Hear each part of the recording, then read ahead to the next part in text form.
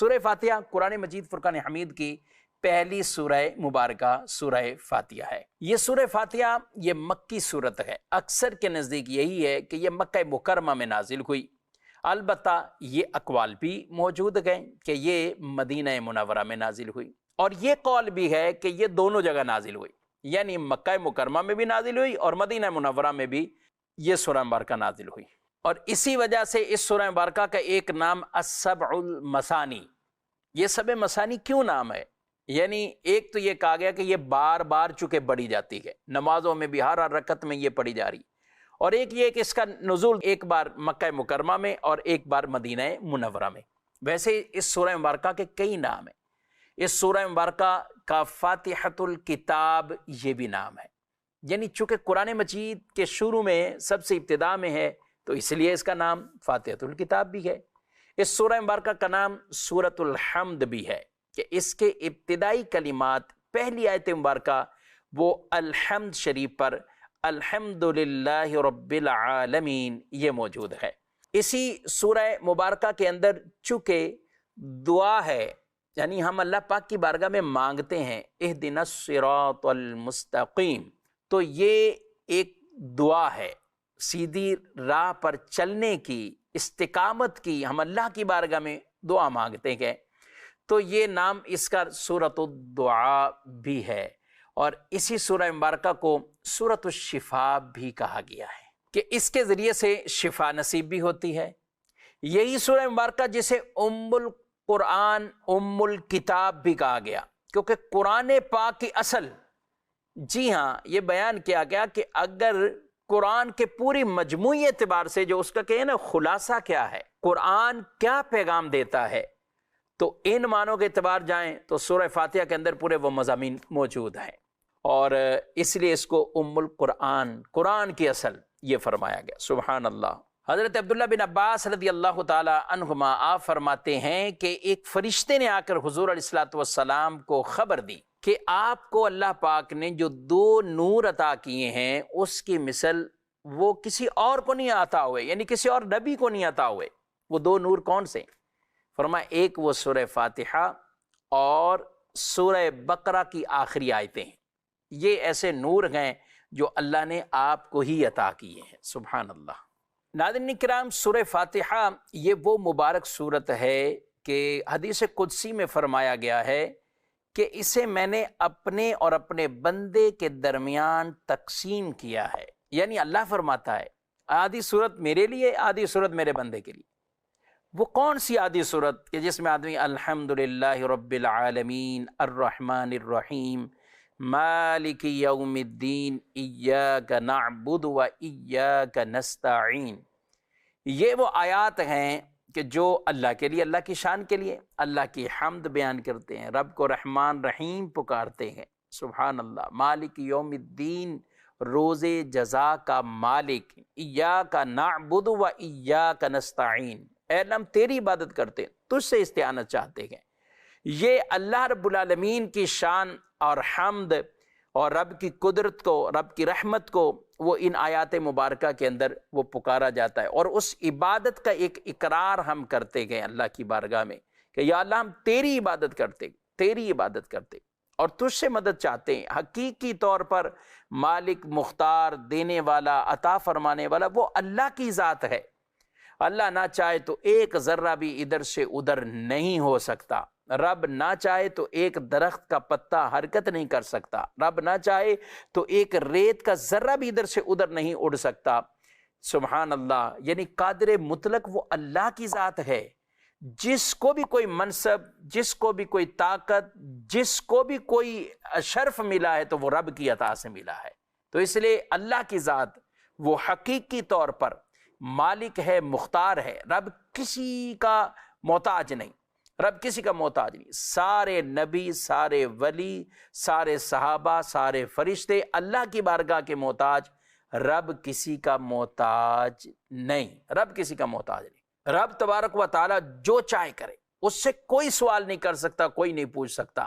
ہاں لوگوں سے سوال ہوں گے، لوگوں سے پوچھا جائے گا، مگر رب تبارک و تعالی سے کوئی سوال نہیں ہو سکتا، کوئی پوچھ نہیں سکتا، وہ ایسا قادر مطلق ہے جس کو بھی کوئی طاقت اور اختیار ملا ہے وہ اللہ کی عطا سے ملا ہے۔ یہ باتیں اس لیے ضروری کر رہا ہوں کہ بعض اوقات یہی آیت مبارکہ اہدنا الصراط المستقیم، یہ حصہ کوئی لے کر کبھی معاذ اللہ کوئی انبیاء کرام علیہ السلام کے بارے میں بات کر لیتا ہے اور ان کے بارے میں ایسی باتیں کرتا ہے کہ جو توہین امیز ہوتی ہیں یا ان کی شایان شان نہیں ہوتی یا ان کے عدم اختیار پر اس چیز کو دلیل بنا لیتے ہیں۔ آپ ذرا غور کیجئے کہ جب یہ آیت مبارکہ یہ صحابہ نے بھی پڑھی اور سیکھی سمجھی، کس سے سیکھی سمجھی؟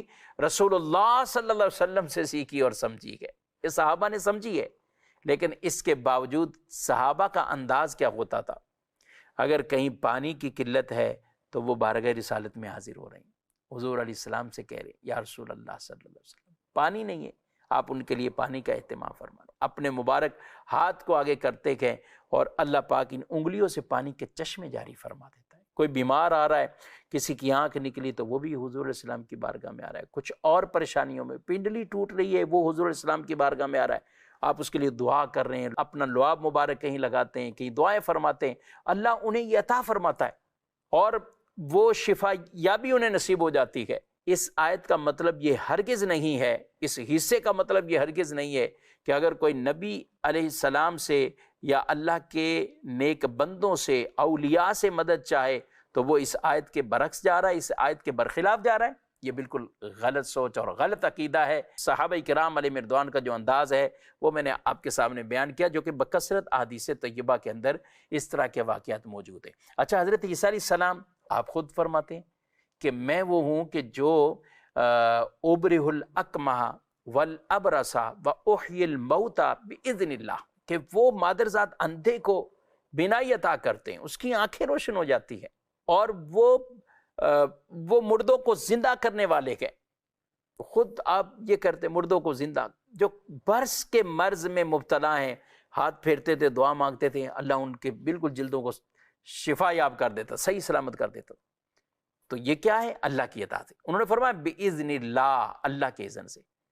تو پتہ چلا کہ جو نفی ہے وہ اس چیز کی ہے کہ کوئی اگر معاذ اللہ کسی نبی کو، فرشتے کو اگر بذات مانتا ہے تو یہ تو پھر دائرہ اسلام سے خارج ہو جائے گا، کہ کہے کہ نبی اور فرشتے یا کوئی ولی یہ بذات مدد کرتے ہیں، اللہ کی عطا کے بغیر ہی مدد کرتے ہیں، اللہ کی عطا کے بغیر ہی یہ اختیار رکھتے ہیں، تو یہ تو عقیدہ ہی نہیں ہے نا، وہ تو دائرہ اسلام سے خارج ہو جائے گا، یہ مسلمانوں کا عقیدہ ہی نہیں۔ ایمان والوں کا عقیدہ یہ ہے کہ نبی، ملائکہ، فرشتے اور ولی، ان کو جو کچھ ملا ہے وہ اللہ کی عطا سے ملا ہے، وہ اللہ کی عطا سے ملا ہے، اور یہ رب تعالیٰ کی بارگاہ کے محتاج ہیں، رب تعالیٰ کسی کا محتاج نہیں ہے۔ تو یہ سورہ مبارکہ جس کی پہلی ابتدائی آیتیں یہ اللہ پاک کے لیے، اللہ پاک کی حمد ہے۔ الحمدللہ، بندہ یہ تعریف کرتا ہے، حمد بیان کرتا ہے۔ افضل ذکر لا الہ الا اللہ اور افضل دعا الحمدللہ، سبحان اللہ۔ بندہ تعریف کرتا ہے کہ ساری تعریفیں اللہ کے لیے۔ کون ہے اللہ؟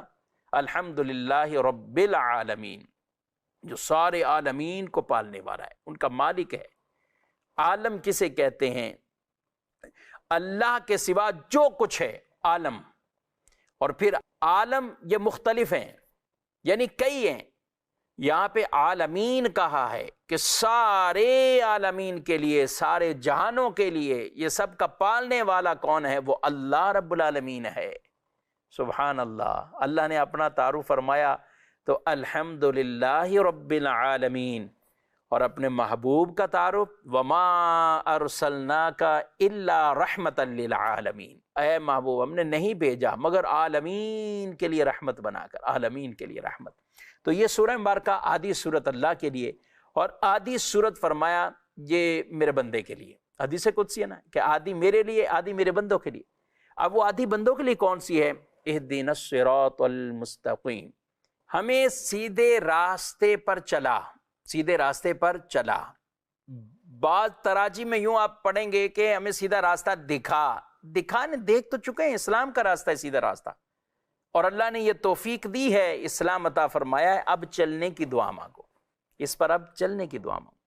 صراط الذین انعمت علیہم، ان لوگوں کا راستہ اے اللہ جن پر تیرے انعام ہوئے، جن پر تیرے انعام ہوئے ان لوگوں کے راستوں پر ہمیں چلنے کی توفیق عطا فرما، غیر المغضوب علیہم ولا الضالین، جن پر تیرے انعام ہے ان کے راستوں پر چلنے کی تو توفیق عطا فرما، لیکن وہ جن پر تیری ناراضگی ہے ان پر نہیں، اور جو بھٹکے ہوئے ہیں ان پر بھی نہیں، نہ کہ وہ کہ جن پر جو تیری ناراضگی جن پر ہے اور جو بھٹکے ہوئے گمراہ ہیں۔ گویا کہ نمازی نماز میں اللہ سے یہ دعا مانگتا ہے، اللہ میں اپنے انعام یافتہ بندوں کے راستوں پر چلا، انعام یافتہ بندوں کے راستوں پر چلا۔ قرآن یہ کہتا ہے یا ایھا الذین آمنوا اتقوا اللہ وکونوا مع الصادقین، اے ایمان والو اللہ سے ڈرو اور سچوں کے ساتھ ہو جاؤ۔ یہ صراط مستقیم کیا ہے؟ یہ اسلام کا وہ سیدھا راستہ ہے جس پر حضرات صحابہ کرام، حضرات اہل بیت اطہار، حضرات اولیاء کرام، بزرگان دین جس پر تھے، وہی راستہ اسلام کا راستہ ہے، وہی راستہ حقیقی معنوں میں صراط مستقیم ہے جس پر صحابہ، اولیاء اور آج تک جو قائم ہے اس پر الحمدللہ اہل سنت وہ ہیں کہ جو صراط مستقیم پر ہیں، کیونکہ تمام کے تمام اولیاء کرام، بزرگان دین، آپ ان کی ڈیٹیل پڑھیے، سب کچھ پڑھیے، وہ سارے کے سارے الحمدللہ اہل سنت میں ہیں، اہل سنت میں۔ اس لیے حضور علیہ الصلوۃ والسلام کی ایک حدیث ہے، بے شک میری امت گمراہی پر جمع نہیں ہوگی، یعنی ایسا نہیں کہ پوری کی پوری امت گمراہی پر جمع ہو جائے، فرمایا جب تم اختلاف پاؤ، اختلاف دیکھو تو سواد اعظم سب سے بڑے گروہ کے ساتھ ہو جاؤ، سب سے بڑے گروہ کے ساتھ ہو جاؤ۔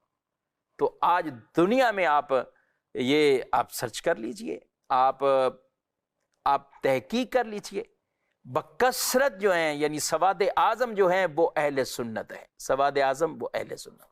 اللہ رب العالمین ہمیں بھی اسی صراط مستقیم اہل سنت میں ہمیں استقامت عطا فرمائے، اور یہ مانگنی چاہیے، دعا بھی مانگنی چاہیے۔ ہمارے نبی صلی اللہ علیہ وآلہ وسلم دعا مانگا کرتے تھے، یا مقلب القلوب ثبت قلبی علی دینک، اے دلوں کو پھیرنے والے میرے دل کو اپنے دین پر ثابت قدم عطا فرما۔ یہ ہماری تعلیم کے لیے رسول اللہ صلی اللہ علیہ وسلم یہ دعا مانگا کرتے تھے۔